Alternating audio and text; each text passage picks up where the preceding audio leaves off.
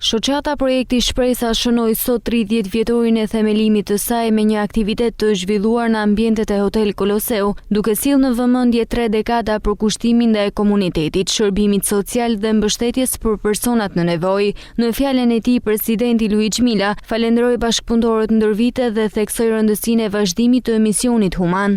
Sot jemi mbledhur të gjithë së bashku për të shënuar një moment historik, një udhëtim të jashtëzakonshëm që nisi 30 vite më parë. Sot po festojmë jo thjesht kalimin e kohës, por 3 dekada të mbushura me shpresë, përkushtim dhe një ndikim të thellë në jetën e qindra individëve. Gjatë këtyre 30 viteve kemi parë këtë vizion të nulëzoj. Ka një shtëpi e vetme, sot numërojmë 7 shtëpi familje, që janë bërë shtëpi sigurt dhe vatër dashurie për afro 65 fëmijë të rinj e të reja. Aktiviteti mblodhi përfaqësues të institucioneve vendore, kishtare e shtetërore, bashkëpunëtor ndër vite si dhe antar të komunitetit që kanë qenë pjesë e nismave të shoqatës, të cilët vlerësuan kontributin e shoqatës ndër vite. Ky projekt është thelbësor për Shkodrën dhe për gjithë shoqërinë shqiptare.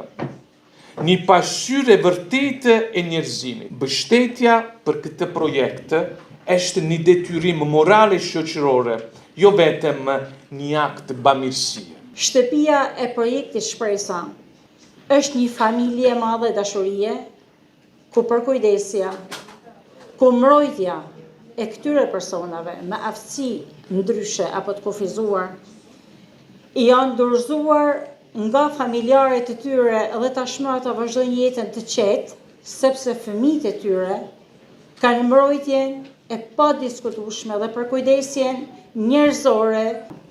Një vepër si Projekti Shpresa është një thesar për të gjithë shoqërinë tonë. Ajo është pasqyra e qytetërimit tonë, matësi i humanizmin tonë, dhe si çdo thesar, ai duhet të ruajtur dhe mbështetur.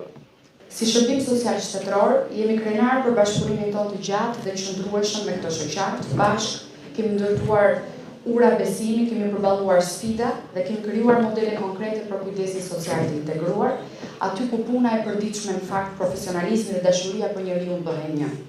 30 vite më parë, një ide mori formë, një nismë që do ndryshonte rrëndësisht mënyrën se si ne, si komunitet, kuptojmë solidaritetin dhe përkujdesjen ndaj tjetrit.